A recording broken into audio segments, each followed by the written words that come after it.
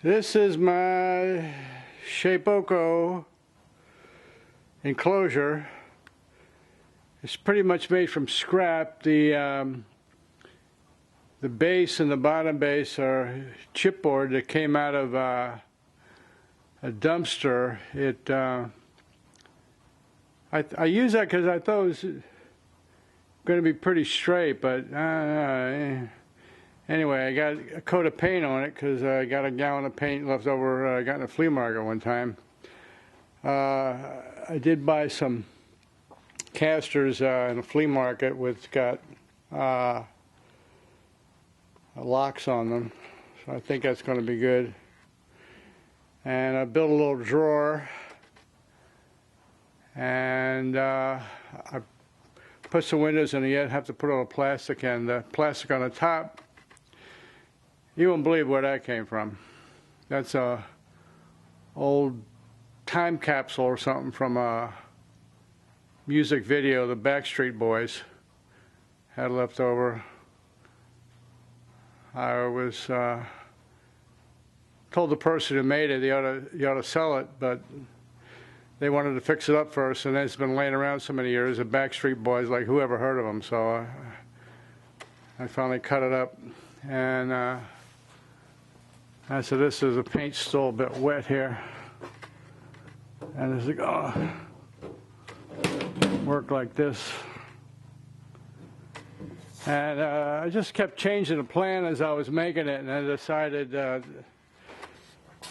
instead of just making one enclosure that I would unscrew and put the machine and screw back down, I made this sort of hinged door in the back, and that way the machine could go in and out. And if I had to do any real maintenance to get both hands in, I'll be able to open that. And that's going to have a window in it too. So that's where we're at so far.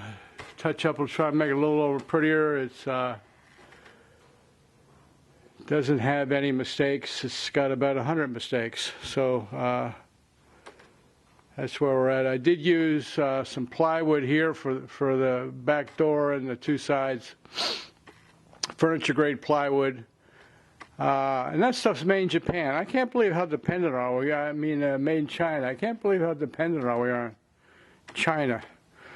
But it's pretty crummy because you try and sand it and the surface all chips up. It's only a couple thou thick. I just got some 1x4s which I pulled out of a dumpster, and a couple of hinges. 3 down there, 2 up there. So I'll see if the thing fits. I didn't put a hole in for the cords yet because I'm not sure how I want the cords to enter the enclosure, so I'm waiting on that. This is a front view of the cabinet. I got a low window. I don't know how I would be looking at this thing. I think I'd be probably sitting down, and I wanted a window that was low, and then I wanted a top that you could look down on. Since the plastic already had a bend in it, I kind of used that, kind of made it look like a sandblast cabinet. And there's a little drawer in it because on the back there's an old under the table computer tray drawer that I use, so I kind of had to skimp on the side of the drawer up front. This is side view. I wanted a side panel, so if I'm sitting somewhere I could look at it on the side and see what's going on. And this is the back with the trap door up, and I put a window in that. I had some leftover plastic. I wasn't really going to put a window in there, but I thought it would be a good idea. It doesn't really bother it structurally. I got these hinges off an old door. I think 2 would have been more than sufficient, but I don't know, I felt like 3. You can see the little computer keyboard drawer underneath of it. I I put an electric box on it with one cord, so I figured I'd be rolling it around a little bit, and I didn't want to have a messy bunch of cords. If I wanted to add a interior light, it would be a little bit easier to put a cord on it probably. And of course you need a cord for the router, and another cord for the controller. Probably gonna mount a little laptop stand on it. That'll need a cord. I do have a articulated arm. I also picked up on a flea market. That'll screw on there, and it's kind of a detachable thing. And this is with the door down. I made it so it would have a couple extra inches all around. And unfortunately, I did not compensate for the forward travel. So this is with the router in there, and this is as far forward as the router will go and still be able to cut on top of the wasteboard. But unfortunately, it can travel another 4 inches. So I didn't make it deep enough. And that's front view with the lid up. And you can see I've only got a couple inches, which would have been sufficient had not had this extra travel.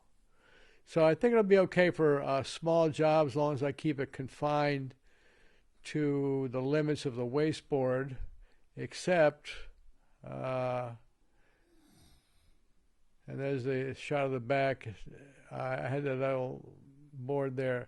Except if I put this hose attachment on, then I have to put the hose attachment to the side, which means it'll bang against the side. It should be forward.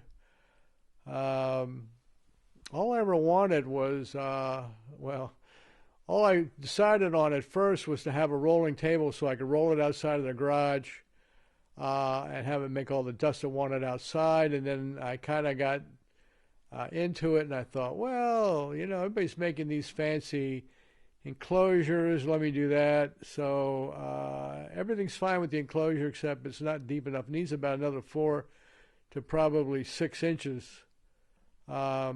But if I want to cut something a little longer, I could stick the butt end out of the back and probably work that way. If I want to put a really long board in there, of course, I have to take it out of the cabinet. I guess I could cut the thing somehow so the front would slide down. It's a little too much work right now. I got to get familiar with the machine. I have never used the machine except to make the drawing of the Shapeoko logo. So I kind of got ahead of myself on this one. I should have been a little more familiar with the machine. I'm just trying to learn it. So that's my cabinet as it is. Thanks a lot.